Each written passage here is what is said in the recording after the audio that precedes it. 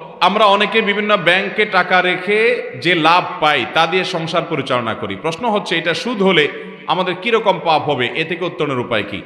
সুদের টাকা এটা ভোগ করা জায়েজ নাই, হারাম। সুদের কারবার করাটাই হারাম। সুদ এটা আল্লাহর অভিশপ্ত একটা উপার্জন।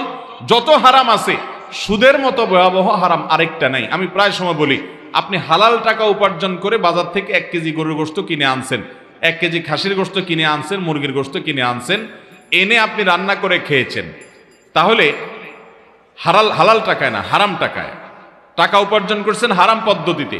আপনি ঘুষ খেয়ে টাকা উপার্জন করছেন, সে ঘুষের টাকা দিয়ে আপনি গরুর গোশত কিনে এনে রান্না করেছেন। গুনাহ হবে, যেহেতু ঘুষের টাকা দিয়ে কিনছেন, গুনাহ হবে, খানাটা হারাম হবে। কিন্তু এর কারণে গুনাহ যতটা হবে, আপনি হালাল উপার্জন করে, শরীরে পরিশ্রম করে, রিক্সা চালিয়ে আপনি টাকা উপার্জন করে, ওই টাকা দিয়ে সুদের কারবার করে সেটার লাভের টাকা দিয়ে যদি আপনি গরুর গোশতও কিনেন, তাহলে হালাল টাকা দিয়ে শূকরের গোশত কেনার চাইতে জঘন্য অপরাধ হবে। আমার কথা বুঝেন নাই? আপনি হালাল টাকা দিয়ে শূকরের গোশত কিনে খাইছেন, গুনাহ হবে কি হবে না? বলেন, গুনাহ হবে কি হবে না?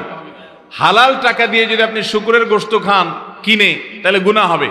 কিন্তু হালাল টাকা দিয়ে আপনি শূকরের গোশত কিনে খেলে যে গুনাহ হবে, আপনি সুদের কারবার করে ওই টাকা দিয়ে, লাভের টাকা দিয়ে যদি গরুর গোশত কিনে খান, গুনাহ তার চেয়ে বেশি হবে। কারণ এর চেয়ে ভয়াবহ হারাম আর নাই। কোরআনে অন্য কোনো হারাম সম্পর্কে এতবার আল্লাহ সাবধান করেন নাই যত বেশি সাবধান করেছেন আল্লাহ বিরুদ্ধে যুদ্ধ করার শামিল। অথচ এই সুদের কারবার আমাদের সমাজে নানাভাবে প্রচলিত। অতএব ব্যাংকে এইভাবে উপার্জন করলে সেটি হারাম হবে, এবং সে সাধারণ হারাম নয়, কবিরা গুনাহ, মহাপাপ।